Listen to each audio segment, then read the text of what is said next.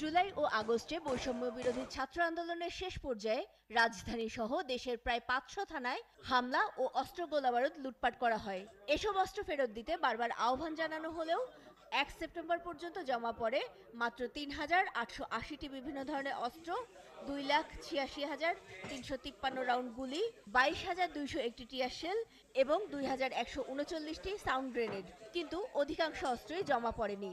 উদ্ধার না হওয়া এসব অস্ত্র ব্যবহার করা হতে পারে নানা অপরাধে।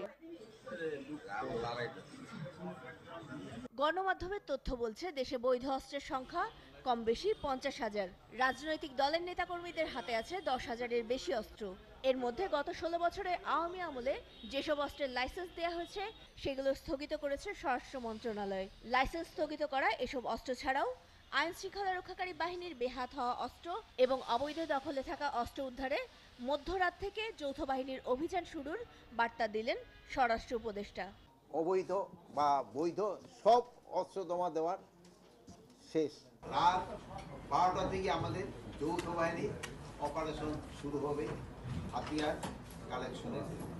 সশস্ত্র বাহিনী, বিজিবি, কোস্টগার্ড, পুলিশ, র্যাব ও আনসারের যৌথ অপারেশন টিম এই অভিযান চালাবে। ৩ তারিখের পর কিন্তু এটি অবৈধ অস্ত্র হিসেবে সেটি কিন্তু ট্রিট করা হবে এবং অস্ত্র আইনে কিন্তু মামলা হবে। আমাদের গোয়েন্দা নজরদারিও রয়েছে। পাশাপাশি আগেই বলেছি এটি একটি যৌথ অভিযান, সকলের মধ্যে একটি সমন্বয়ের মাধ্যমে, সুসমন্বয়ের মাধ্যমে কিন্তু এই অভিযানটি পরিচালনা করা হবে। অভিযানে মানবাধিকার সমুন্নত রাখতেও সচেতন থাকবে যৌথ বাহিনী। মানবাধিকারের যে বিষয়টি আছে এটি অবশ্যই আমরা সর্বোচ্চ একটি প্রায়োরিটি দিয়ে আমরা এটিকে বিবেচনা করব, আর কারোর যেন কোনো ধরনের হয়রানি না হয় সেটিও কিন্তু আমরা সুনিশ্চিত করব।